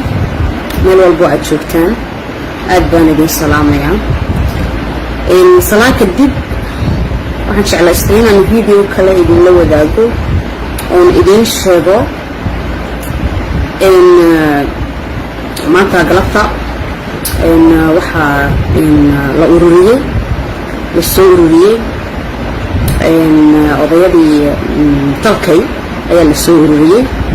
oo oday adeerkay soo ururiyay oo amar lagu siiyay inuu soo ururiyo oo safiya in odayadaasoo iskugu yimiday siday aabbahay u cabsi geliyaan ugu hanjabaan inay reerka ka saarayaan amba ay aniga dee reerka iga saarayaan wax deejiyida maaha taasi weligeedba marka uu qof u xaq sheego uu xumaan ka dhiibiyo وحديدو إن أحسن بتراحبا إن ملوا بعيلا مرت إن النصب بعدين يعدي أذكر الله تلا جاسارو هو إلى مريس مركا إن وحي هذا يكون به إن وقت عن الواحد ليه إن سبي أي حال رهبا أي يقدر بعيل هايين أبهاي إن أو أقبله حيابها يجو إن وطن إلو سودي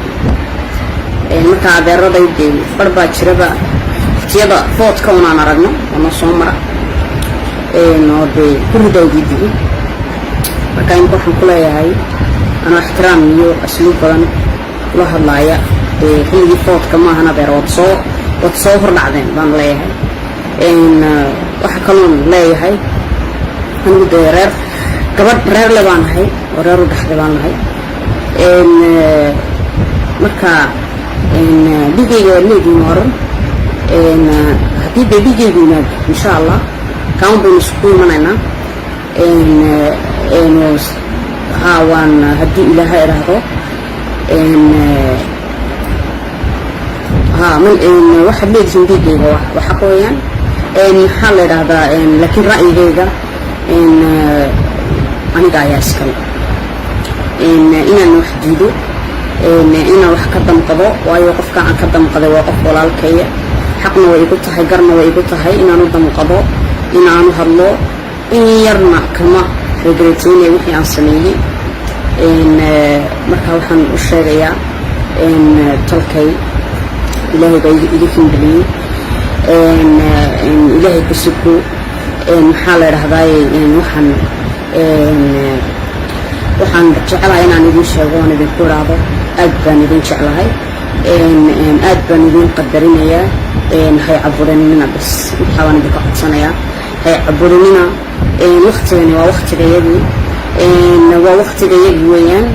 marka odayo badan oo maxaa la yiraahdaa hore u soo guriyay jiraan maxaa la yiraahdaa arrimihii ay reeruhu lahaayeen iyo qabsan lahaayeen cabsi ay qabaan ambase aan tiri ay iyagu eeganayaan marka adeerayaasha waxa ku leeyahay aad baan maxaa la yiraahdaa idin jecelahay waanan hay ugu qasbin waxaan doonay hay abuurinina baan leeyahay anigu waxaan ahay naag ilaahay ku tala gashay baan ahay naag ilaahay ku tala gashay baan ahay waxa ku socota oo shacabkiina la baan ahay oo madareyjuutina la baan ahay maxaa la yiraahdaa aadna waan idin salaamayaa madareyjuuti meel walba aad joogtaan khayr baan idin rajaynayaa insha allah waxay soo biiraan iga yaabiyadee kulli waan idinla socodsiin doonaa insha allah السلام عليكم ورحمة الله وبركاته.